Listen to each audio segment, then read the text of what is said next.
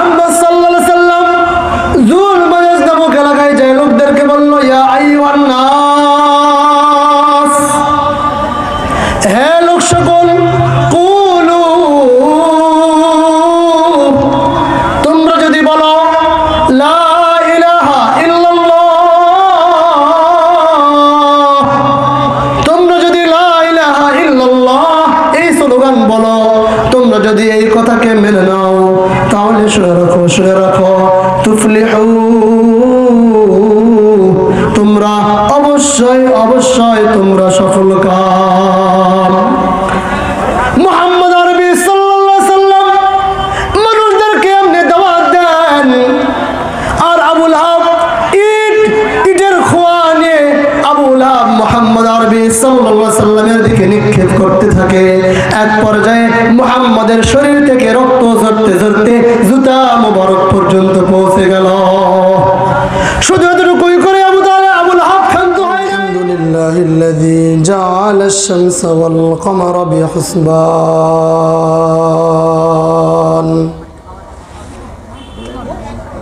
One Nazma wash শাজারু ইয়াসজুদান وفضل زمانا على زمان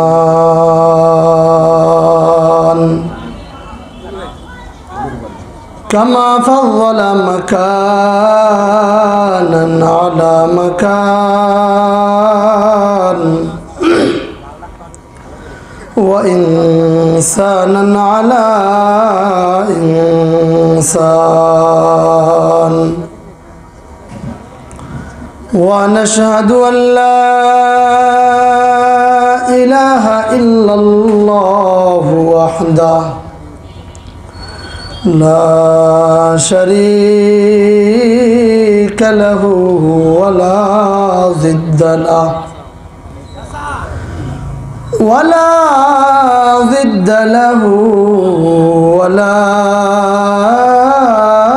مثل له ولا مثيل له ونشهد أن سيدنا وسندنا وحبيب وطبيب قلوبنا ومولانا محمدا عبده ورسوله الذي أرسله بالحق بشيرا ونذيرا وداعيا إلى الله بإذنه وسراجا وقمرا منيرا اللهم صل على محمد النبي الأمي وعلى آله وسلم تسليما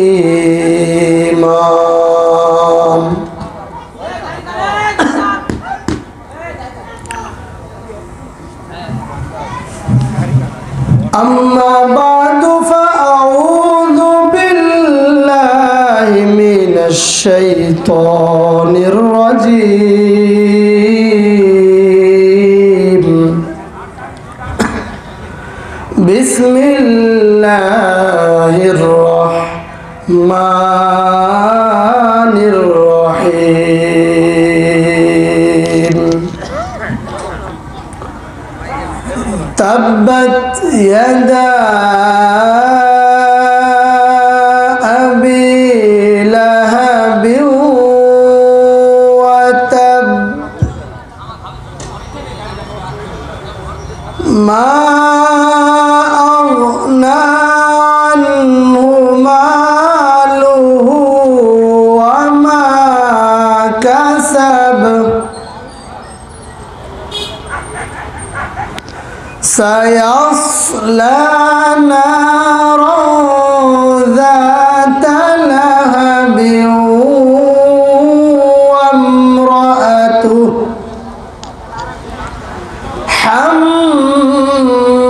حمالة الحطب في جيدها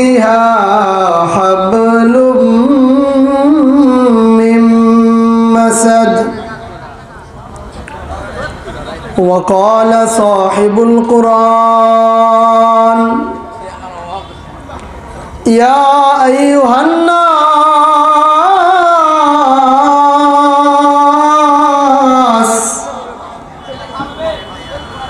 قولوا لا إله إلا الله تفلحوا أو كما قال النبي عليه الصلاة والسلام صدق الله العلي العظيم وصدق رسوله النبي الكريم ونحن على ذلك من الشاهدين والشاكرين والذاكرين والحمد لله رب العالمين Mohammad ने आकर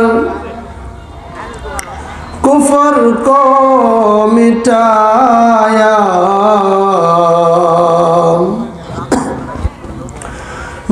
मोहम्मद ने आकर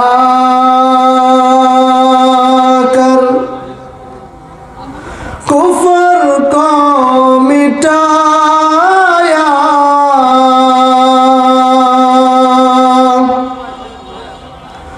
कुफर को मिटाकर सदाकत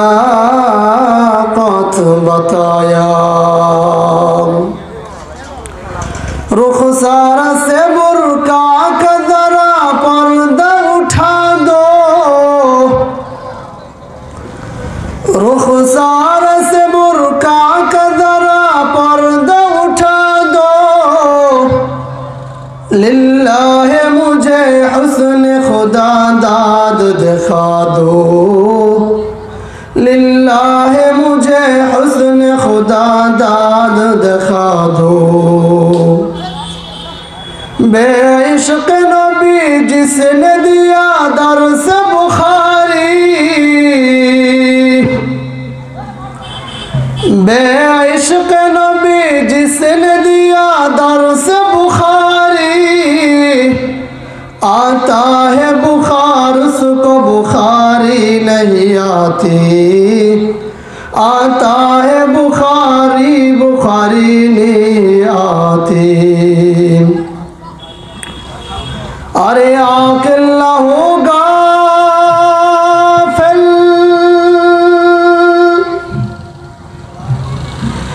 अरे आकिल्ला होगा फिल तुझे दुनिया से जाना है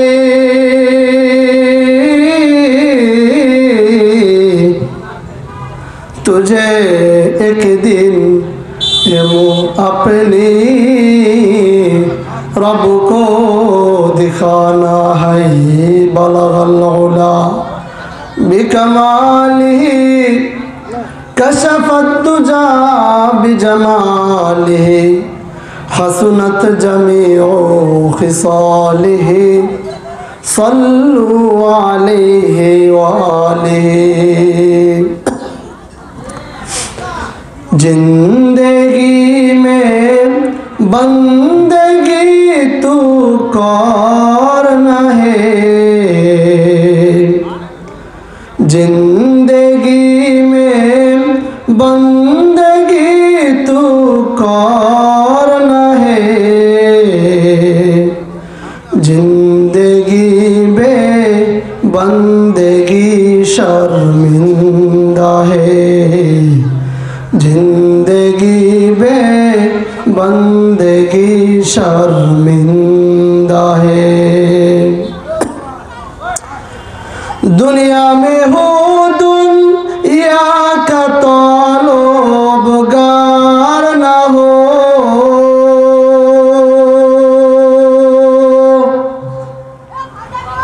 बाजार से गुजर हो खरीदार न हो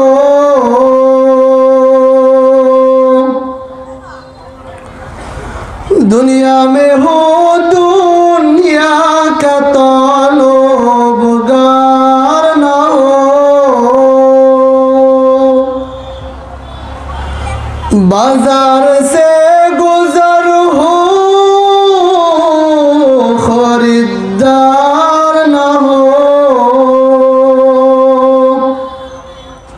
ये दुनिया एक मिसल कागज फूल है।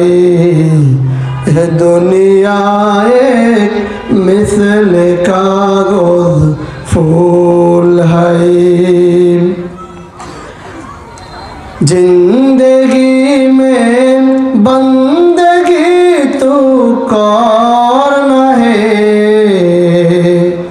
जिंदगी में बंदगी शर्मिंदा है। जिंदगी में बंदगी शर्मिंदा है। आए थे हम कुछ न कुछ खरीदने को।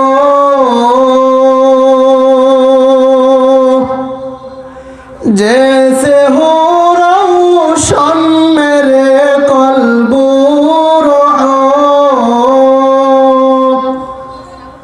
आए थे हम कुछ न कुछ खरीदने को। जैसे हो रोशन मेरे कल्बो रहो। वरना कोई चारा तुझा में न है। वरना कोई चारा तुझा में न है। जिंदगी में बंदगी तू करना है। जिंदगी में बंदगी शर्मिंदा है। जिंदगी में बंदगी शर्मिंदा है।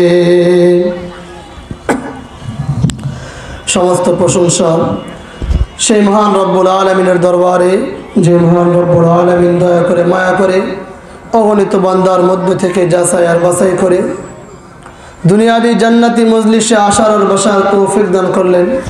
এই জন্য সকলেই সেই মহান রব্বুল আলামিনের উপর শুকর আদায় করি। সকলেই বলি আলহামদুলিল্লাহ। লক্ষ কোটি দরুদ বর্ষিত হোক সেই মহামানবের উপর যার আদর্শ মানলেই মুক্তি, যিনি আকায়ে নামদার, তাজদার মদিনা, সৈয়দুল মুরসালিন, খাতামুন নবীন, সরওয়ারে দু আলম। সকলেই বলি মুহাম্মদ সাল্লাল্লাহু আলাইহি ওয়াসাল্লাম। সম্মানিত হাজিরিন, আমি যে আয়াতটুকু তেলাওয়াত করেছি এই সূরার নাম হলো সূরাতুল লাহব। এই সূরাটি মক্কায় অবতীর্ণ হয়েছে। এই সূরাটি নাজিল হওয়ার পিছনে একটি শানে নজুল রয়েছে। মুহাম্মদ সাল্লাল্লাহু আলাইহি সাল্লামের উপর যখন নবুয়ত আসলো, যখন তিনি নবুয়ত প্রাপ্ত হলেন, বেশ কয়েক বছর তিনি গোপনে গোপনে ইসলাম প্রচার করলেন। আল্লাহ রাব্বুল আলামিন আয়াত নাযিল করলেন, ওয়ানযির আশিরাতাকাল আকরাবিন। হে পয়গম্বর মুহাম্মদ, আপনাকে আর গোপনে গোপনে ইসলামের দাওয়াত দিতে হবে না। এখন থেকে আপনি প্রকাশ্যে ইসলামের দাওয়াত দিন। আল্লাহ রাব্বুল আলামিন বললেন, আশিরাতাকাল আকরাবিন, আপনি প্রকাশ্যে ইসলামের দাওয়াত দেন, কিন্তু আগে আপনি আপনার নিকট আত্মীয়দেরকে দাওয়াত দেন। এই জন্য মুহাম্মদ আরবি সাল্লাল্লাহু আলাইহি ওয়াসাল্লাম তিনি সাফা পর্বতে চললেন। ওঠার পরে মুহাম্মদ আরবি সাল্লাল্লাহু আলাইহি ওয়াসাল্লাম কুরাইশ গোত্রের প্রত্যেকটি গোষ্ঠীকে নাম ধরে ধরে ডাকলেন। মুহাম্মদ আরবি সাল্লাল্লাহু আলাইহি ওয়াসাল্লাম বললেন, ইয়া বনি আদিন, ইয়া বনি ফেহরিন। মুহাম্মদ আরবি সাল্লাল্লাহু আলাইহি ওয়াসাল্লাম সাফা পর্বতে উঠলেন। ওঠার পরে মুহাম্মদ আরবি সাল্লাল্লাহু আলাইহি ওয়াসাল্লাম কুরাইশ গোত্রের প্রত্যেকটি এলাকাকে নাম ধরে ধরে ডাকলেন। কাউকে বললেন হে বনি আদি, আবার কাউকে বললেন ইয়া বনি ফার। মানুষদেরকে যখন মুহাম্মদ আরবি সাল্লাল্লাহু আলাইহি ওয়াসাল্লাম ডাক দিলেন, সকল মানুষ একত্রিত হয়ে গেল। সকল মানুষের ভিতরে আবু লাহাব চলে আসলো। মুহাম্মদ সাল্লাল্লাহু আলাইহি ওয়াসাল্লামের কথাকে তারা এতই গুরুত্ব মনে করত, কারণ তারা জানতো যে মুহাম্মদ সাল্লাল্লাহু আলাইহি সাল্লাম কখনো মিথ্যা কথা বলতে পারেন না। তিনি বড় সত্যবাদী, তিনি আমিন, তিনি সত্যবাদী। এই জন্য সকল লোক তারা জমে গেল, সকলেই একত্রিত হয়ে গেল। যারা আসতে পারে নাই তারা একজনকে পাঠিয়ে দিল, যাও দেখো মুহাম্মদ কি বলে, ওই সংবাদটা ওই খবরটা আমাকে আসে দিয়ে দিবা, কারণ মুহাম্মদের খবর বড়ই সত্য খবর। যখন মানুষজন একত্রিত হয়ে গেল, মুহাম্মদ আরবি সাল্লাল্লাহু আলাইহি সাল্লাম বললেন, হে কুরাইশ গোত্র, যদি আমি মুহাম্মদ তোমাদেরকে বলি এই পর্বতের পিছনে, এই পাহাড়ের পিছনে শত্রু দল রয়েছে, তোমাদেরকে যে কোনো মুহূর্তে হামলা করতে পারে, আক্রমণ করতে পারে, তোমরা কি আমার এই কথাকে সত্য বলে মনে করবা? যতগুলো লোক ছিল সকলেই এক বাক্যে উত্তর দিল নাম।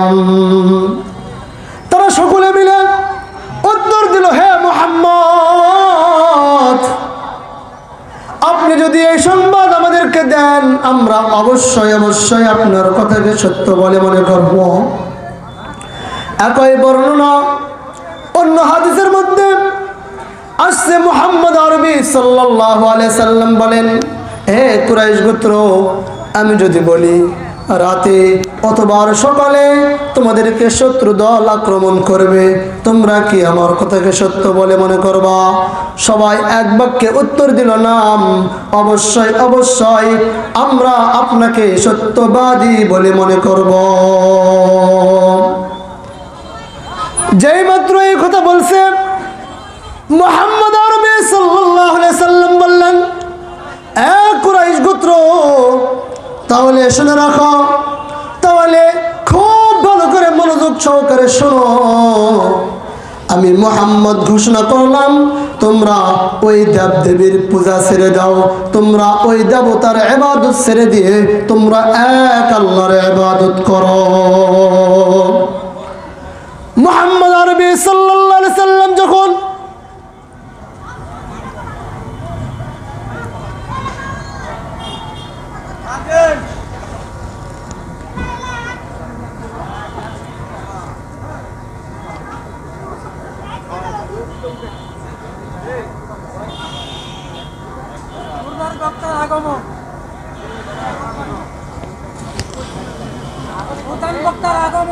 এখন বলবো,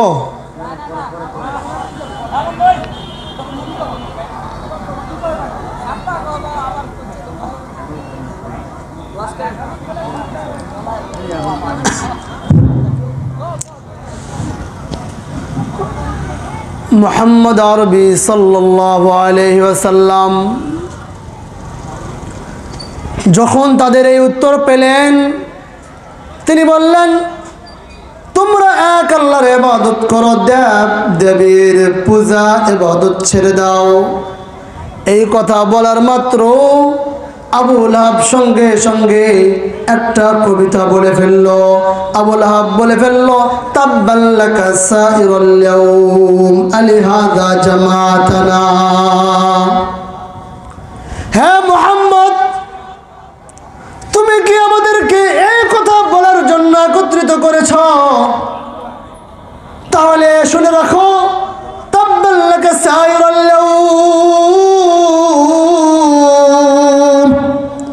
আলিহাযা জামাতানা। তাহলে শুনে রাখো, তোমার যেন পুরোটা দিনই ধ্বংস হয়ে যায়। আবু লাহাব যেই মাত্র এই কথা বলছে, সঙ্গে সঙ্গে আল্লাহ রাব্বুল আলামিন মুহাম্মদ আরবি সাল্লাল্লাহু আলাইহি সাল্লামকে আয়াত নাযিল করে দিলেন, ওহী দান করলেন।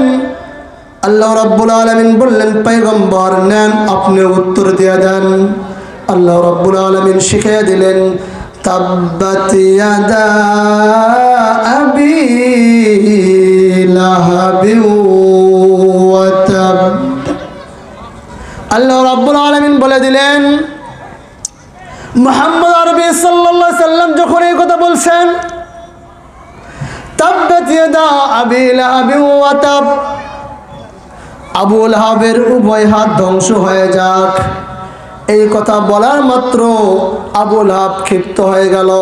ক্ষিপ্ত হয়ে আবু লাহাব বাড়ির দিকে রওনা দিয়ে দিল। এই হলো এই সূরা নাযিল হওয়ার প্রেক্ষাপট বা শানে নুজুল।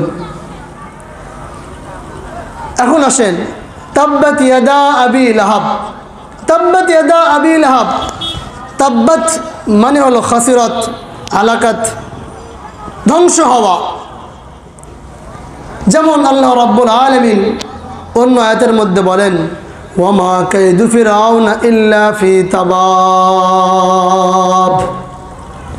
ফেরাউনের ষড়যন্ত্র ধ্বংস হয়ে গেছে, বরবাদ হয়ে গেছে। তাবাব ধ্বংস হওয়া। তো আল্লাহ বললেন, তাব্বাত ইয়াদা আবি লাহাব, আবু লাহাবের উভয় হাত ধ্বংস হয়ে গেছে। এখন আসেন, আবু লাহাব কে? আবু লাহাবের আসল নাম হলো আব্দুল উজ্জা। আসল নাম কি? আব্দুল উজ্জা। তার উপাধি বা ডাক নাম হলো আবু লাহাব। লোকেরা তাকে আবু লাহাব বলতো। আবু লাহাব কেন বলতো? তার চেহারাটা খুব সুন্দর ছিল, একদম আগুনের মতো ছিল। আর লাহাব মানে হলো আগুনের চূড়া, আগুনের সীসা। এই জন্য আব্দুল উজ্জাকে আবু লাহাব বলা হতো, আগুনওয়ালা। তার চেহারা দেখতে খুবই সুন্দর ছিল, এই জন্য তাকে বলা হতো আবু লাহাব। এখন আসেন, আবু লাহাব হলো মুহাম্মদ আরবি সাল্লাল্লাহু আলাইহি ওয়াসাল্লামের চাচা, আপন চাচা। আপনারা মুহাম্মদ আরবি সাল্লাল্লাহু আলাইহি ওয়াসাল্লামের চাচাকে তিন ভাগে ভাগ করতে পারেন। এক নম্বর ভাগ হলো যারা মুহাম্মদ সাল্লাল্লাহু আলাইহি ওয়াসাল্লামের উপর ঈমান আনছে এবং সাহায্য সহযোগিতা করেছে, ঈমান নিয়ে কবরে চলে গেছে। আরেকটি ভাগ হলো যারা সাহায্য সহযোগিতা করছে মাগার ঈমান আনে নাই। তিন নম্বর হলো এমন চাচা যারা ঈমান তো আনেই নেই, বরঞ্চ আরো কষ্ট দিছে, সাহায্য সহযোগিতাও করে নাই।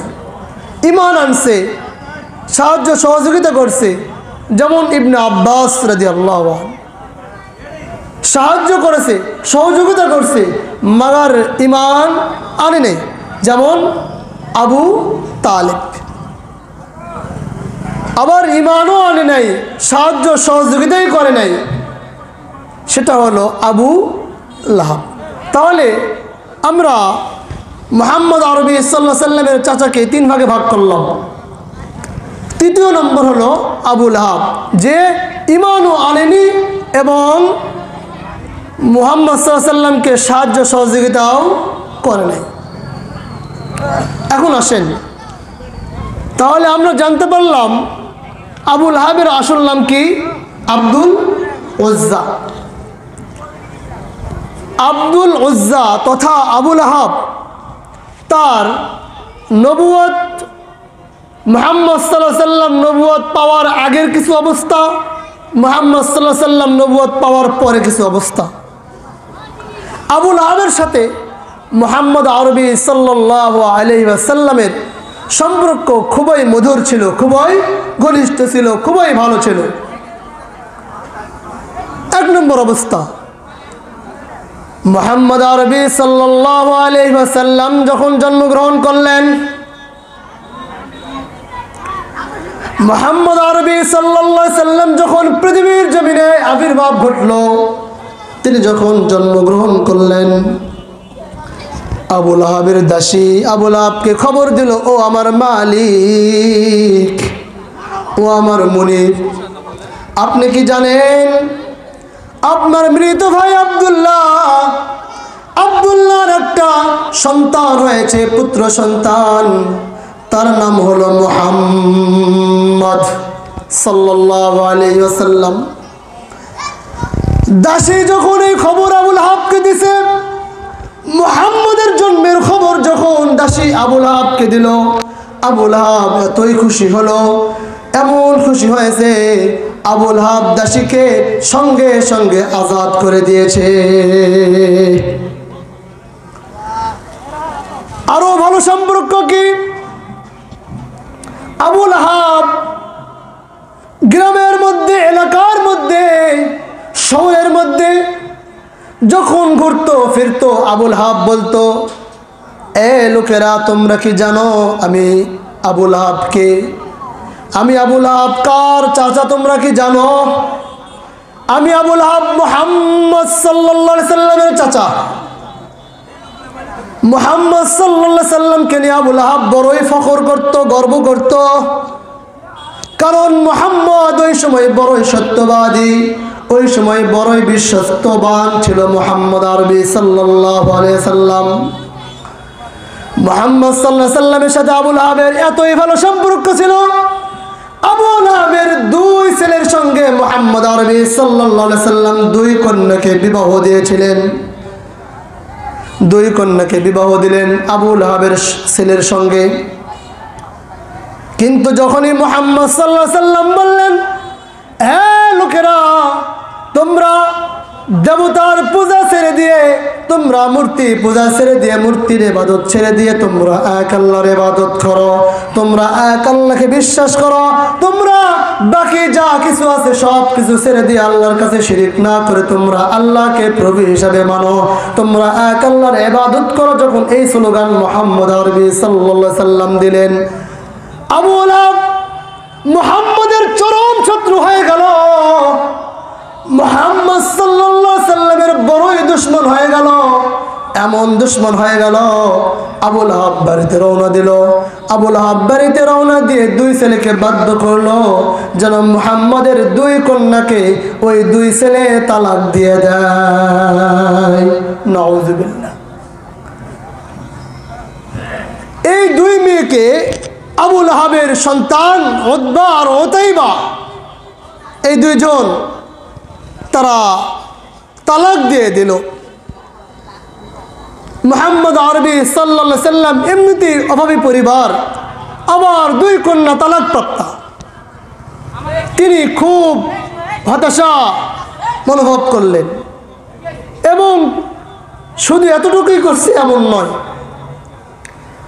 মুহাম্মদ আরবি সাল্লাল্লাহু আলাইহি ওয়াসাল্লাম দ্বিতীয় পুত্র আব্দুল্লাহ, যাকে আবু তাহের বলা হয়, বাবুল কাসেম বলা হয়, তিনি যখন মারা গেলেন তখন আবু লাহাব মানুষদের কাছে বলতে থাকলো, এই দেখছো মুহাম্মদ নিজেকে নবী দাবি করে, মুহাম্মদ এক আল্লাহর ইবাদতের দাওয়াত দেয়, দেখছো আমাদের মূর্তির বিরোধিতা করার কারণে তার ছেলে কি হয়েছে, মারা গেছে, সে লেজ কাটা হয়ে গেছে, তার বংশ নির্বংশ হয়ে গেছে। এই কথা যখন বলল, মুহাম্মদ সাল্লাল্লাহু আলাইহি সাল্লাম খুব ব্যথিত হয়ে গেলেন, যেমন কথা খুব দুঃখ পেলেন। আল্লাহ রাব্বুল আলামিন আয়াত নাযিল করে দিলেন, ইন্না শানিআকা হুয়াল আবতার। হে মুহাম্মদ, হে পয়গম্বর, আপনি টেনশন করেন না, আপনার টেনশনের কোনো কারণ নাই, আপনার লেজ কাটা না, আপনি নির্বংশ না, আপনার বংশ কিয়ামত পর্যন্ত জারি থাকবে, মাগার আবু লাহাবের বংশ নির্বংশ হয়ে যাবে। শুধু এতটুকুই করে ক্ষান্ত হয় নাই, আবু লাহাব জুল মাজাজ নামক এলাকায় চলে গেল। মুহাম্মদ সাল্লাল্লাহু আলাইহি সাল্লাম জুল মাজাজ নামক এলাকায় যায় লোকদেরকে বলল, ইয়া আইয়ুহান নাস, হে লোক সকল,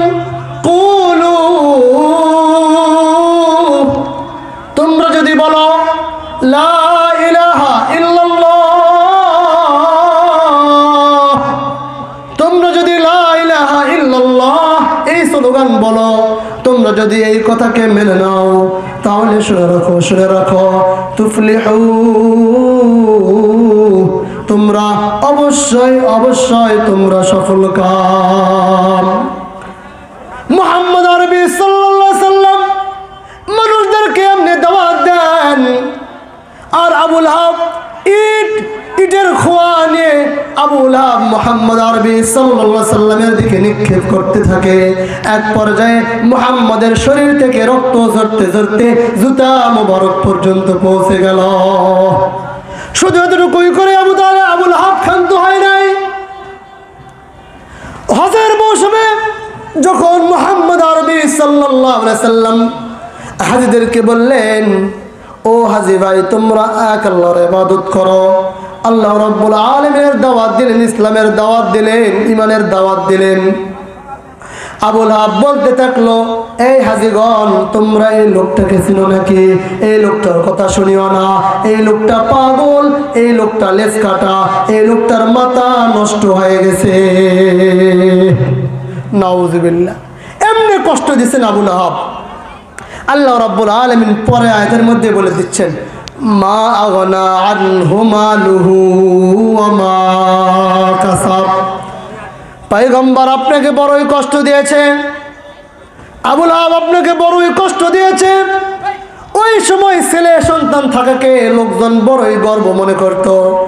আবু লাহাব নিজেকে দাবি করত, আমি বড়ই ভাগ্যবান, আমার সন্তান আছে, আমার পুত্র সন্তান আছে এবং আমার মাল সম্পদ রয়েছে, তোমরা আমাকে কোনোভাবেই ঠেকাতে পারবা না, এই কথা আবু লাহাব বলতো। আল্লাহ রাব্বুল আলামিন আয়াত নাযিল করলেন, মা আগনা আনহু মালুহু ওয়া মা কাসাব। আবু লাহাবের মাল সম্পদ, আবু লাহাবের সন্তান কোনো কিছুই কাজে আসে নাই। কেমনে কাজে আসে নাই? আবু লাহাব বদরের যুদ্ধের 7 দিন পরে আবু লাহাবের মহামারী রোগ হলো। আবু লাহাব ওই মহামারী রোগের মধ্যে মারা গেল। ওই সময় মানুষজন এই মহামারী রোগকে বড়ই মারাত্মক শ্বাসের রোগ বলে মনে করত, খুব ভয় করত। আবু লাহাব মারা গেছে, কিন্তু তার ছেলে সন্তানরা তাকে ফেলায়া তারা পলায়ন করে চলে গেছে। তারা ভাবতে থাকলো, আমার বাবা তো রোগের কারণে মারা গেছে, যদি আমরাও আমার বাবার পাশে থাকি আমরাও এই রোগের কারণে মারা যেতে পারি। এই জন্য তার সন্তানরা পালায় চলে গেল। 4-5 দিন পরে যখন আবু লাহাবের লাশ পচে গেল, আবু লাহাবের লাশ থেকে যখন দুর্গন্ধ শুরু হয়ে গেল, তখন ছেলে সন্তান গরু ফিরে চলে আসলেন। আসার পরে একজন লোককে টাকা পয়সা দিয়ে মক্কার উঁচু পাহাড় থেকে লাঠি দিয়ে তার লাশকে নিচু জমিনের মধ্যে ফেলায় দিছে। এই জন্য আল্লাহ রাব্বুল আলামিন বলেন, মা আগনা আনহু মালুহু ওয়া মা কাসাব। আবু লাহাবের সন্তান কাজে আসে নাই, তার মাল সম্পদ তাকে সম্মান দিতে পারে নাই। পরে আয়াতের মধ্যে আল্লাহ রাব্বুল আলামিন বলেন, সায়াসলা নারুন যাতাল লাহাব। আল্লাহ রাব্বুল আলামিন বলেন, সায়াসলা, অতি শীঘ্রই পৌঁছে যাবে, নারন, জাহান্নামে। কে পৌঁছবে? ফি সায়াসলা নারুন যাতাল লাহাব। আবু লাহাব পৌঁছে যাবে অতি শীঘ্রই জাহান্নামে। কোথায় পৌঁছবে? জাহান্নামে পৌঁছে যাবে। তাহলে আবু লাহাব দুনিয়ার মধ্যে সম্মান পেল না, অপদস্থ হলো, ক্ষতিগ্রস্ত হলো, এবং আখিরাতেও সে ক্ষতিগ্রস্ত হয়ে গেল। যেমন আল্লাহ রাব্বুল আলামিন বলেন, সায়াসলা নারুন যাতাল লাহাব। আবু লাহাব অতি শীঘ্রই সে জাহান্নামে প্রবেশ করবে। শুধু আবু লাহাব প্রবেশ করবে এমন না, না, ওয়ামরাতু, তার স্ত্রী উম্মে জামিল, সেও জাহান্নামে প্রবেশ করবে। কেন? হাম্মালাতাল হাতাব। আবু লাহাবের স্ত্রী এই উম্মে জামিল, তার আসল নাম হলো উরওয়াহ বা উরাইওয়াহ। এই আবু লাহাবের স্ত্রী উম্মে জামিল হাম্মালাতাল হাতাব। এর 3টা ব্যাখ্যা হতে পারে। একটি ব্যাখ্যা হলো, এই আবু লাহাবের স্ত্রী সে সংসারের মধ্যে আগুন লাগাতো। কি লাগাতো? আগুন লাগাতো। স্বামী স্ত্রীর মাঝে আগুন লাগাতো। স্ত্রীকে যায় বলতো, জানো তোমার স্বামীর এই সমস্যা, তোমার স্বামীর এই সমস্যা, তোমার স্বামীর এই সমস্যা। আর স্বামীকে যায় বলতো, তোমার স্বামীর এই সমস্যা, তোমার স্ত্রীর এই সমস্যা, এই সমস্যা, এই সমস্যা। স্বামী স্ত্রীর মধ্যে কি লাগাতো? দ্বন্দ্ব লাগা দিত। আর এই ব্যাখ্যা সমাজের মধ্যে ফিতনা সৃষ্টি করত, সমাজের মধ্যে গন্ডগোল ফাসাদ সৃষ্টি করত। আরেক ব্যাখ্যা রাষ্ট্রের মধ্যে, আরেক ব্যাখ্যা হলো সে গলার মধ্যে রশি পাকায়া উপরে লাকড়ি বহন করত, কাঠ নিজে মাথাতে গ্রহণ করে নিয়ে আসতো। এই হলো তিনটা ব্যাখ্যা। এখন আসেন উম্মে জামিল হলো কেমন? মুফাসসিরগণ বলেন যে উম্মে জামিলের জামানায় ওই সময়ে যখন সমাজের মধ্যে ফিতনা হতো, মানুষজন বলতো এই সমাজের মধ্যে ফিতনাটা লাগালো কে? খুঁজতে খুঁজতে খুঁজতে খুঁজতে খুঁজতে মানুষজন দেখে একদম শেষ যে আসল যে ব্যক্তি ফিতনা সৃষ্টি করেছে তার নাম হলো উম্মে জামিল। তার নাম কি? উম্মে জামিল আবু লাহাবের স্ত্রী। তার একটা উপমা পেশ করছেন মুফাসসিরগণ। বলেন যে শয়তান দেওয়ালের মধ্যে, ওয়ালের মধ্যে একটু মিষ্টির সুরা লাগিয়ে দিছে। কি লাগাইছে? মিষ্টির সুরা। মিষ্টি সুরা খাওয়ার জন্য মাছি আসছে, মাছি খাওয়ার জন্য টিকটিকি আসছে, টিকটিকি খাওয়ার জন্য বিড়াল আসছে, বিড়ালকে খাওয়ার জন্য কুকুর, টিকটিকি খাওয়ার জন্য ইঁদুর আসছে, ইঁদুরকে খাওয়ার জন্য বিড়াল আসছে, বিড়ালকে খাওয়ার জন্য কুকুর আসছে। যখন কুকুর আসছে, দুই কুকুরে মারামারি, পাশের দুই বাড়ির কুকুর মারামারি, পাশের দুই বাড়ির কুকুর মারা গেছে, এখন দুই মালিকের মারামারি। তাহলে মিষ্টির সুরা লাগালো কে? শয়তান। ঠিক উম্মে জামিল এমন ছিল। উম্মে জামিল কেমন ছিল? এই শয়তানের মতো ছিল। উম্মে জামিল সমাজের মধ্যে ফিতনা লাগাতো, ফিতনা ছড়িয়ে দিত, দেওয়ার পরে ফিতনা বিরাট বড় হয়ে যেত। আল্লাহ বলেন হাম্মালাতাল হাতাব, ফিতনা সৃষ্টিকারী মহিলা। ফি জিদিয়া হাবলুম মিন মাসাদ, তার স্ত্রী কোথায় যাবে? জাহান্নামে চলে যাবে। এই জন্য আমাদের এই সূরা থেকে শিক্ষণীয় বিষয় হলো মুহাম্মদ আরবি সাল্লাল্লাহু আলাইহি সাল্লাম দাওয়াতের কাজ দিয়েছেন, দাওয়াতের কাজ করছেন। কখনো কথার আঘাত আসছে, কখনো শারীরিকভাবে আঘাত আসছে।